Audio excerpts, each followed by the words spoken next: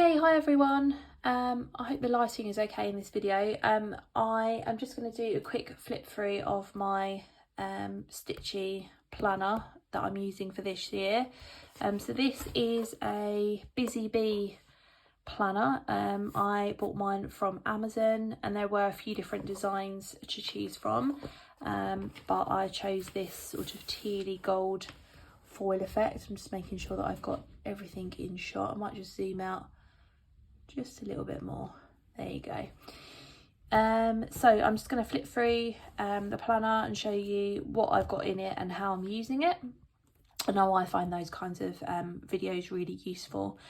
So I'm just going to flip to the first page, and I decided on the first page that I would put down all of my 2023 plans and goals that I discussed in a video that I did in December, just at the front of the planner so I could easily see it and refer back to it when I needed to. And I'm actually highlighting things that I finished in here. So I finished my hour bookmark, so that's highlighted. And what I've also put on this page is my end of 2022 full coverage statistics. So at the end of 2023, I can look back and look at how many stitches I did overall and what the percentages are. Yeah, just to kind of compare. So you've got some sort of pages with where you can fill in some information. I haven't done that. An overview of the next couple of years, and then at the front of the planner you get monthly overviews like this. So I'm using this to write in projects that I have worked on that are not my 100 stitches. So I don't write in here a stitching shelf because that's a given. So yeah, I just sort of write in what I've worked on, the main project that I've worked on for that particular day. And you can see that I've also written in when I've done Flosstube videos, and there's an extra one here, my craft room tour that I put up. Down the bottom, there's a little note section here, and I put in here things that I need to achieve in that month. So this is part of my goals for the year. So I've put down here 1,000 stitches on winter montage and 1,000 stitches on feline force 2.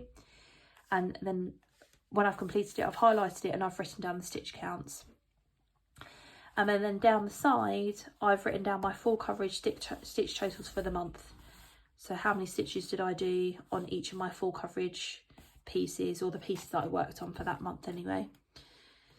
So that's working well for me so far. You can see this is February. I haven't filled in the last few days. And then I thought I would use a bit of space down here to put down any events that were going on. So you get a monthly page like that for every month of the year. And then if I flick to the next section, then you start getting week to view pages. And this is where I record all of the projects that I've worked on for that day. So you have a week to view here, and then you have a notes page and with a reminder of the dates of the month down the bottom, which is useful. So if I show you this page, it makes a bit more sense. So I put in here all the projects that I've worked on. So some days I work on multiple projects, and I might be working on a small project because it's easy for me to have out, you know, if Bella's watching some television or whatever.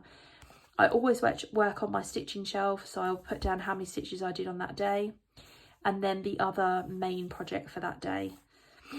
And I do that, you know, you can see some other weeks that we've got in January, and then we start moving into the end of January and then into February. And sometimes I use the notes pages and sometimes I don't. So for example, I made myself a little note up here that I needed to buy a new piece of fabric for Raven.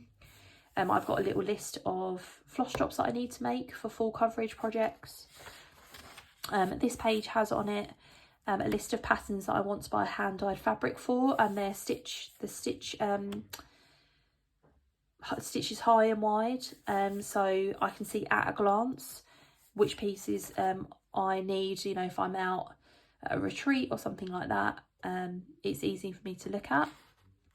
Some pages I haven't got them though, and you can see I just showed this in my recent Flosstube video. I've glued in here a smaller version of the full coverage Fanatics February bingo challenge, and I've written in some things here, and I think what I'm going to do, or what I plan on doing, is every time I finish 1,000 stitches, just writing it down here and then highlighting one of them. So that's the kind of idea that you've got in there. So you've got a week for every month of the year, so you can see, and then in between, well, sometimes there are little, like, in between pages. So what's this, the end of, maybe the end of March, look, maybe every 3 months you get a little extra notes page, and maybe some place to put some things in there. So all of the weeks of the year, and then at the back of the planner, there's a place for you to plan for next year. So maybe if I know that there's some more events coming up, then I might write them in here, or I could write them in here for events coming up this year if I wanted to. There's the page for some contacts, which I never use that in a planner. That's what your phone is for, in my opinion. Then there are some notes pages. So on this page I've got a list of all of my whips, and there's one missing off of the bottom of here because I started Animal Alphabet. And then this one's been highlighted because I finished it. So I tend to put down what the project is and who it's by. If it's a full coverage, I'll just write down on here the artist, because I do know the charting company already, and then when I started it, and if I finished it, I'll put down the finish date and then highlight it. So what are we up to now? 23 projects, because even when I put the other one, I finished that one. A few more notes pages. What's nice about this as well is that you've got some rip out pages. So these sort of fold and rip offs. They're like little shopping lists. If you're somebody who likes writing lists on pieces of paper, then these rip out of the planner. You've got a few of those, which I really like the idea of. So, you know, you could write lists of floss that you need to take out with you, or whatever it might be, patterns you want.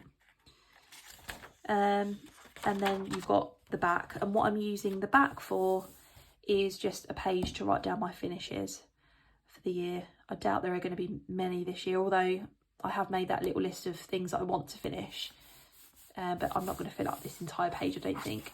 So I've just written down my owl bookmark here, and again started and finished. This is a little pocket here, so it says here, slot your Busy Bee sticky notes in here to keep them handy. So you can sort of open this up. I haven't done it at the moment, and you can buy special sticky notes to go in here, or of course you could put your own sticky notes in. What I like about this planner as well is that there's a little slot for you to put a pen, and of course when you're all done with it for that time, you can put the piece of elastic over it and it keeps it all nice and neat. So I was originally looking for an A4 planner because I kind of felt like I needed the space, but this is working really well for me at the moment. I really like it. Yeah, so there's nothing really innovative in here, but it might help some of you out in terms of, you know, how I organise. Might give you some ideas about your organisation, how you write things down, or whatever it might be. In any case, I hope it was helpful. If you want to ask me any questions or leave me any comments, please do so down below. Happy stitching everyone, and I will see you in my next video. Bye.